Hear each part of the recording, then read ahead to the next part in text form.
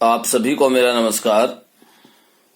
मेरा नाम अनिल कौशिक है और मैं राजकीय मॉडल संस्कृति वरिष्ठ माध्यमिक विद्यालय सांगी रोहतक में कार्यरत हूं। प्यारे विद्यार्थियों, आइए आज चर्चा करते हैं 10वीं कक्षा के गणित विषय के दो चर वाले रैखिक समीकरण युग्म उप विषय पर। सबसे पहले हमें उपविषय के नाम पर ही चर्चा करनी है कि दो चर वाले रैखिक समीकरण। यहां पर दो चर से हमारा क्या तात्पर्य है। देखिए, पहले दो चर देखते हैं कि ऐसा रैखिक समीकरण जिसमें दो चर हों, और रैखिक समीकरण और समीकरण। सबसे पहले हम यहां पर समीकरण पर चर्चा करते हैं कि समीकरण क्या होता है। देखिए, समीकरण एक तरह से हम उदाहरण दें तो तराजू की तरह होता है। तराजू का उदाहरण हम ले सकते हैं कि जिस तरह से तराजू में दो परडे होते हैं और वो दोनों क्या हमेशा क्या रखे जाते हैं, बराबर रखे जाते हैं, इक्वल रखे जाते हैं। तो इस तरह से समीकरण में क्या होना चाहिए, इक्वल का साइन होना चाहिए। वो क्या है, वो समीकरण है। और समीकरण को इक्वेशन बोला जाता है। इक्वेशन किससे बना है, इक्वल से ही इक्वेशन बना है। इक्वल से ही इक्वेशन बना है। तो समीकरण क्या है कि जिसमें बराबर का साइन हो, बराबर का चिन्ह हो, वो क्या कहलाता है, समीकरण कहलाता है, जिसमें इक्वल का चिन्ह हो। अब आइए रैखिक समीकरण। रैखिक समीकरण क्या होता है। रैखिक समीकरण जिसमें चर जो है, चर की घात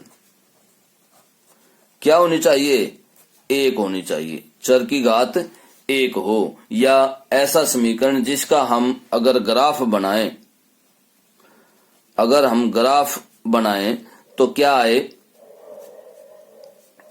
एक रेखा आए,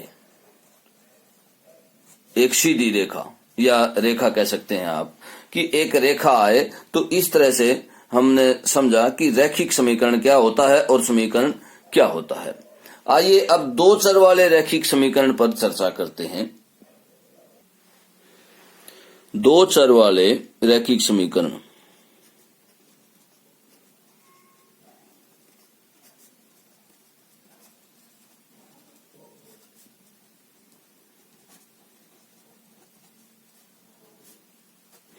दो चर वाले रैखिक समीकरण से देखिए, यहां पर चलिए एक उदाहरण लेते हैं। जैसे x जमा वाई बराबर है 0। अब देखिए, ये समीकरण है क्योंकि इसमें इक्वल का निशान है, बराबर का चिन्ह है, इसीलिए ये एक इक्वेशन है। अब दो चर यहां पर कौन कौन से हैं चर, x और y। इस तरह से दो चर हैं इसमें, इस समीकरण में। तो यह दो चर वाला समीकरण है। अब बात आती है रैखिक समीकरण, दो चर वाले रैखिक समीकरण की। तो दो चर वाला रैखिक समीकरण कैसे है, ये देखिए। इसमें x की जो पावर है वो भी क्या है, एक है, और y की भी क्या पावर है, वो भी क्या है, एक है।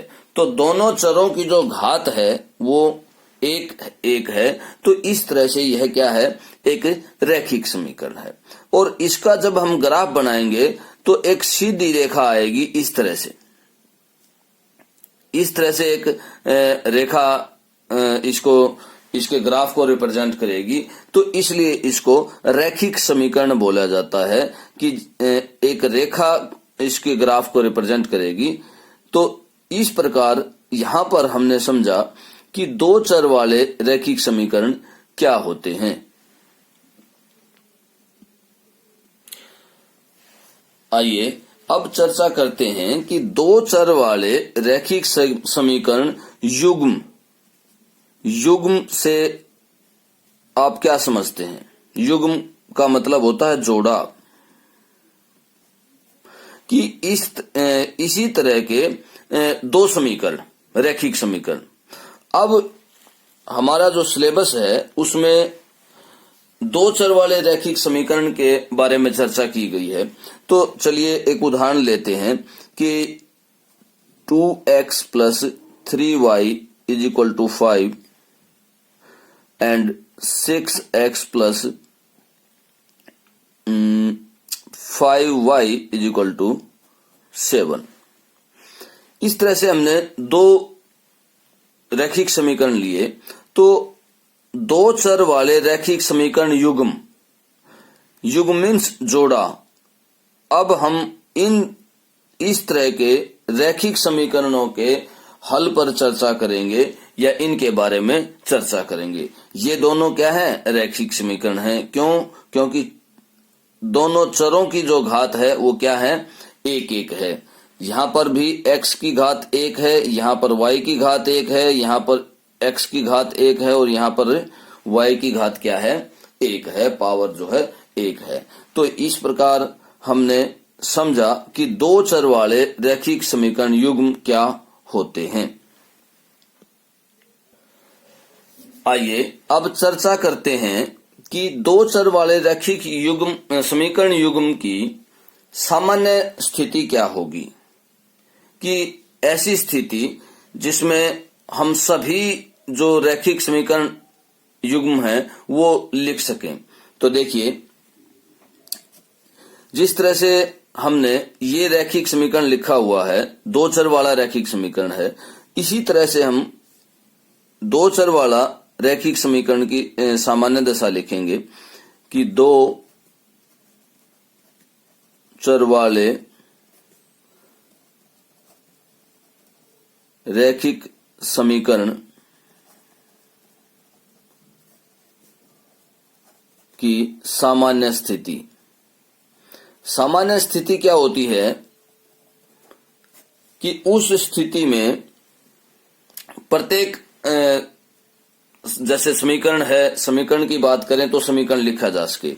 तो यहां पर सामान्य स्थिति जो है वो क्या बनेगी कि a1x + a2y = यहां पर हम b1 लेंगे ताकि कंफ्यूजन ना रहे, और = c1। a1x + b1y = c1। ये हमने समीकरण नंबर 1 लिया। और इसी तरह से हम दूसरा समीकरण लेंगे a2x b2y = c2। आप इसको इस फॉर्म में भी लिख सकते हैं, इस स्थिति में भी लिख सकते हैं कि a2x + b2y + c2 = 0। यहां पर इस चीज से कंफ्यूज नहीं होना है कि इसको हम अगर उधर ले जा रहे हैं तो ये माइनस प्लस का, ये माइनस और प्लस दोनों का हो सकता है। यहां भी आप माइनस भी लगा सकते हैं, प्लस भी लगा सकते हैं, ऐसी कोई बात नहीं है, क्योंकि ये क्या है? ये एक कांस्टेंट टर्म है और कांस्टेंट टर्म नेगेटिव भी हो सकती है और पॉजिटिव भी हो सकती है। तो इस स्थिति से कंफ्यूज होने की यहां पर आवश्यकता नहीं है। अब यहां पर एक बहुत ही विशेष बात समझने लायक है कि इन में से क्या 0 नहीं हो सकता। जैसे हम इसका ही उदाहरण लें, इस रैखिक समीकरण का, दो चर वाले रैखिक समीकरण का उदाहरण अगर हम लें तो इसमें हम जो ये सामान्य स्थिति है रैखिक समीकरण की, दो चर वाले रैखिक समीकरण की, इसमें क्या शून्य नहीं हो सकता। और अगर क्या शून्य हो जाए तो इसकी स्थिति कैसी होगी, आइए इस पर चर्चा करते हैं। तो देखिए, अगर हम a1x + b1y = c1 लेते हैं और इसमें अगर a1 0 हो जाए, a1 अगर 0 हो जाता है तो ये कैसा समीकरण हो जाएगा? a1 0 हो जाता है तो ये पूरा पद शून्य हो जाएगा, और शून्य हो जाता है तो ये दो चर वाला रैखिक समीकरण नहीं रहेगा। ये ध्यान रखना है यहाँ पर कि A1 जो है वो भी 0 नहीं होना चाहिए और इसी तरह से B1 जो है वो भी 0 नहीं होना चाहिए। C1 0 हो सकता है, C1 एक कांस्टेंट टर्म है। तो यहाँ पर अगर हमें दो चर वाला रैखिक समीकरण ही लेना है तो सामान्य स्थिति में हमारे पास क्या नहीं होना चाहिए, A1 जो है वो 0 के बराबर नहीं होना चाहिए और B1 भी क्या 0 नहीं होना चाहिए। तो तब ही ये दो चर वाले रैखिक समीकरण की सामान्य स्थिति बन पाएगी। आइए अब चर्चा करते हैं कि दो चर वाले रैखिक समीकरणों की जो सामान्य स्थिति है और या दोनों रैखिक समीकरणों से जो रेखाएं बनेंगी, जो ग्राफ बनेगा, उनकी स्थिति क्या होगी। देखिए ये दोनों समीकरण हमारे पास हैं, a1x plus b1y is equal to c1, a2x plus b2y is equal to c2। यहाँ पर a1, b1, c1, a2, b2, c2 ये सभी क्या हैं, सभी अचर संख्याएं हैं या अचर हैं। अब अगर हम पहला समीकरण लेते हैं, पहले समीकरण की रेखा इस तरह से बन सकती है या इस तरह से बनेगी या इस तरह से बनेगी। अब दोनों की स्थिति क्या होगी, दोनों जब रेखाएं खींची जाएंगी तो उनकी स्थिति क्या हो सकती है, किस तरह की स्थिति हो सकती है। तो देखिए जब एक स्थिति तो हमारे पास जो स्क्रीन पर दिखाई दे रही है, हमने तीनों स्थिति पहले से ही बना के रखी हुई है। ये देखिए पहली स्थिति क्या है कि दोनों रेखाएं एक बिंदु पर प्रतिच्छेद करें। ये क्या है, ये प्रतिच्छेद बिंदु है कि दोनों रेखाएं एक ही बिंदु पर प्रतिच्छेद करें। ये प्रतिच्छेद बिंदु है, इस बिंदु पर प्रतिच्छेद करें मतलब दोनों रेखाएं मिलें एक दूसरे को एक पॉइंट पर। एक पहली स्थिति तो ये हो सकती है। दूसरी स्थिति क्या हो सकती है कि दोनों रेखाएं समांतर हों। समांतर जब होंगी तो वे कहीं भी नहीं मिलेंगी।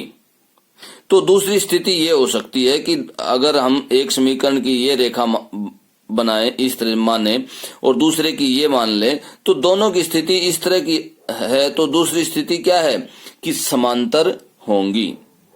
और तीसरी स्थिति क्या है, तीसरी स्थिति में कि एक समीकरण की रेखा दूसरी को ढक ले या संपाती हो या एक दूसरे के बिल्कुल ऊपर आ जाए। तो पहली स्थिति को क्या बोला जाता है कि प्रतिच्छेद करती हैं। पहली स्थिति में क्या बोला जाता है कि प्रतिच्छेद करती हैं, दोनों प्रतिच्छेद करती हैं या प्रतिच्छेदी होती हैं। पहली स्थिति तो यह है कि प्रतिच्छेद करती हैं। दूसरी स्थिति क्या है कि समांतर होंगी।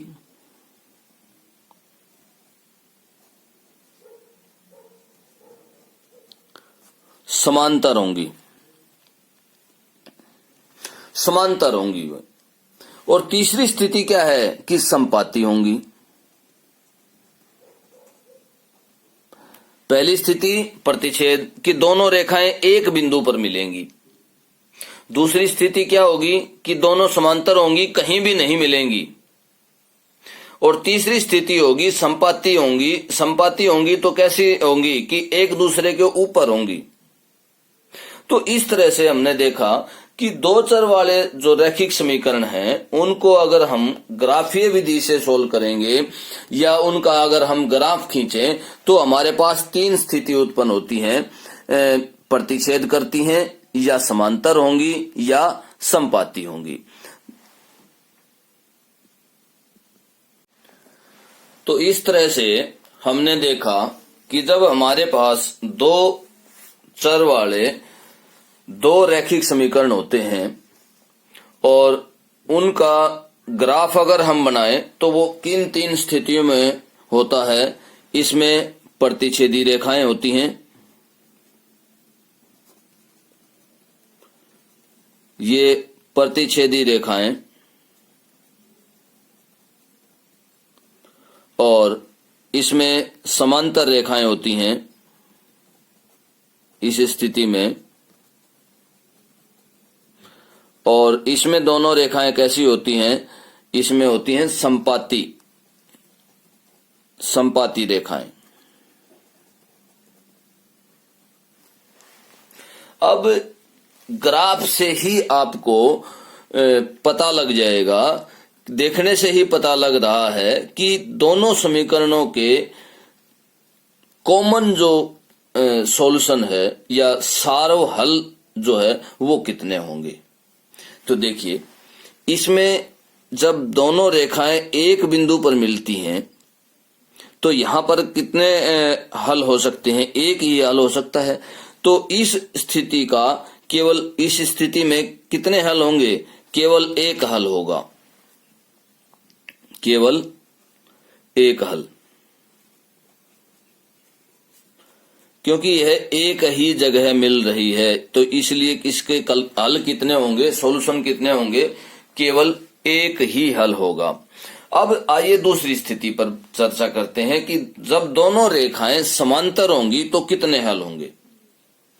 इसमें कोई भी हल नहीं होगा, क्योंकि हल तभी होगा जब कॉमन सॉल्यूशन कब होगा, जब सारो हल कब होगा, जब दोनों रेखाएं एक दूसरे को कहीं ना कहीं क्रॉस करेंगी या मिलेंगी। तो यहां पर कोई हल नहीं होगा, कोई हल नहीं, यहां पर कोई भी हल नहीं होगा इस स्थिति में, मतलब कॉमन सॉल्यूशन नहीं होगा। अब बात आती है तीसरे प्रकार की संपाती रेखाएं। संपाती रेखाएं मैंने आपको अभी थोड़ी देर पहले ही बताया था कि जो एक दूसरे के ऊपर हो, एक दूसरे को कोइंसाइड करती हो, ढकती हो, वे क्या कहलाती हैं, संपाती रेखाएं कहलाती हैं। अब ध्यान से देखिए कि जब दोनों रेखाएं एक दूसरे के ऊपर हैं, एक दूसरे को ढकती हैं, तो यहाँ पर कितने हल होंगे, इन दोनों के कॉमन सॉल्यूशन कितने होंगे। यहाँ पर तो अनेक हल हो जाएंगे, क्योंकि जितने भी पॉइंट इनके ऊपर आएंगे इस तरह से, वे सभी क्या होंगे, इनके हल होंगे, इनके कॉमन सॉल्यूशन होंगे। तो यहाँ पर कितने हल होंगे, यहाँ पर अनेक हल होंगे, अनेक हल, या इनको हम अपरिमित रूप से अनेक हल भी बोल सकते हैं। अब ध्यान से इन चीजों को समझना बहुत जरूरी है कि जब दोनों रेखाएं एक बिंदु पर मिलेंगी तो केवल एक हल होगा, प्रतिच्छेदी रेखाएं बोली जाएंगी। जब दोनों रेखाएं समांतर होंगी या एक दूसरे से कहीं भी नहीं मिलेंगी तो वे समांतर रेखाएं बोली जाएंगी और कोई हल नहीं होगा। दोनों जो रैखिक समीकरण दिए गए हैं हमें, उनका कोई हल नहीं होगा। और इसी तरह से जब दोनों रेखाएं एक दूसरे के ऊपर कोइंसाइड करेंगी, संपाती होंगी, तो उस स्थिति में क्या होंगे, अनेक हल होंगे, दोनों समीकरणों के अनेक हल होंगे। आइए अब इसी स्थिति में, इन्हीं तीनों स्थितियों में यह देखते हैं कि जो हमें अचर समीकरण के अंदर दिए गए हैं उनका अनुपात क्या होगा। कि जब प्रतिच्छेदी रेखाएं होंगी तो अनुपात क्या होगा, जब समांतर रेखाएं होंगी तो अनुपात क्या होगा, और जब संपाती रेखाएं होंगी तो उस स्थिति में जो अचर है हमें दिए गए हैं समीकरण के अंदर, उनका अनुपात क्या होगा। तो देखिए, प्रतिच्छेदी रेखाएं कब होंगी, उनके लिए क्या स्थिति है। तो देखिए, उस स्थिति में हमारे पास A1 बटे A2 जो है वो B1 बटे B2 के बराबर नहीं होगा। जब प्रतिच्छेदी रेखाएं होंगी, मतलब केवल एक ही हल होगा, तो हमारी जो समीकरण हमें दिए गए हैं उनकी स्थिति, उनके अचरों की स्थिति जो है, या अनुपात जो है, अनुपात की तुलना जो है वो बराबर नहीं होगी। मतलब A1 बटे A2, A1 x की वैल्यू पहले समीकरण में x का जो गुणांक है वो A1, और इसी तरह से A2 दूसरे समीकरण में x का गुणांक या पहले चर का गुणांक। तो इन दोनों का अनुपात A1 बटे A2 बराबर नहीं होगा B1 बटे B2 के। इसी तरह से अब देखते हैं कि जब समांतर रेखाएं होंगी तो स्थिति क्या होगी? समांतर रेखाएं होंगी तो स्थिति होगी A1 बटे A2 बराबर है B1 बटे B2, और उस स्थिति में C1 बटे C2 जो है वो इनके अनुपात के बराबर नहीं होगा। यहां पर स्थिति कैसी होगी? A1 बटे A2 ये अनुपात पहले चर के गुणांकों का अनुपात दूसरे चर के गुणांकों के अनुपात के तो बराबर होगा, लेकिन जो कांस्टेंट है, जो अचर है, उनका अनुपात बराबर नहीं होगा। अब आइए तीसरी स्थिति पर चर्चा करते हैं, संपाती रेखाएं, अनेक हल।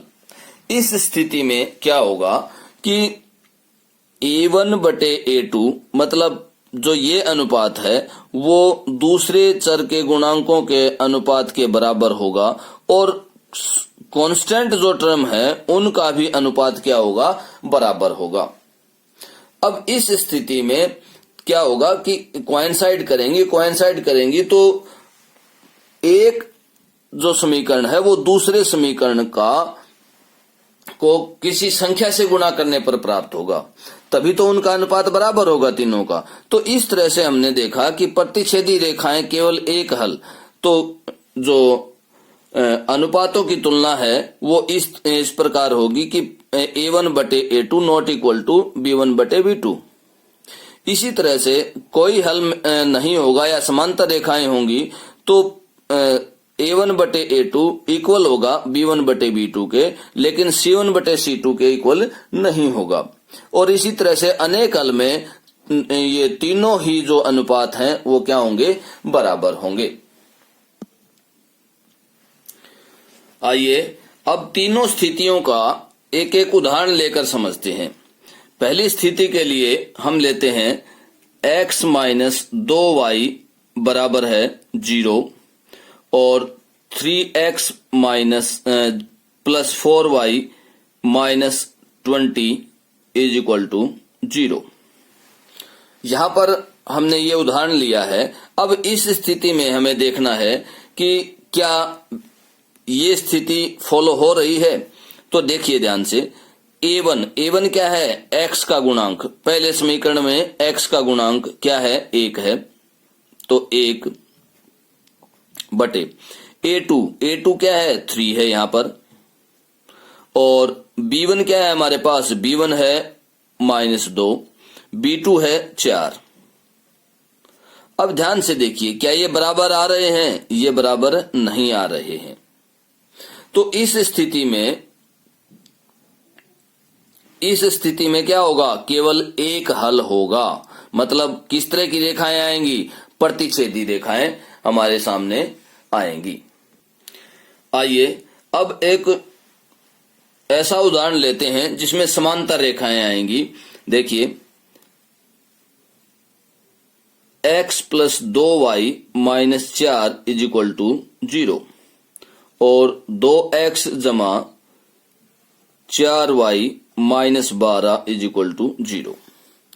मैं फिर यहां पर बता रहा हूं कि यहां पर इससे कंफ्यूज नहीं होना है कि ये जो कांस्टेंट है वो हमने बराबर से इधर लिया है या दूसरी तरफ लिया है, उससे कंफ्यूज नहीं होना है। अगर आप इसको दूसरी तरफ लेके जाएंगे तो ये क्या हो जाएगा? ये पॉजिटिव हो जाएगा। कांस्टेंट पॉजिटिव और नेगेटिव दोनों यहां पर लिया जा सकता है।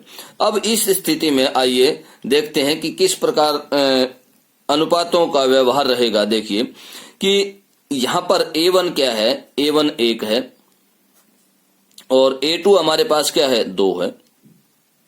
इसी तरह से B1 हमारे पास क्या है? 2 और B2 क्या है? 4। अब इस स्थिति के लिए हमें C1 और C2 भी देखना है। अगर ये दोनों बराबर नहीं होते हैं तो फिर हमें C1 और C2 के लिए जांच करने की आवश्यकता नहीं है। ये यहां पर ध्यान रखना, प्रतिच्छेदी रेखाओं के लिए अगर हम यहां पर ये शो कर देते हैं कि A1 by A2 is not equal to B1 by B2, तो हमें फिर C1 बाय C2 के लिए देखने की जरूरत नहीं है बिल्कुल भी। चलिए एक बार फिर से देख लेते हैं कि दोनों समीकरण जो हमें दिए गए हैं उसमें A1 बटे A2 क्या बनेगा। A1 इसमें क्या है? 1 है और A2 2 है। इसी तरह से B1 क्या है, यहाँ पर 2 है और B2 भी क्या है, 4 है।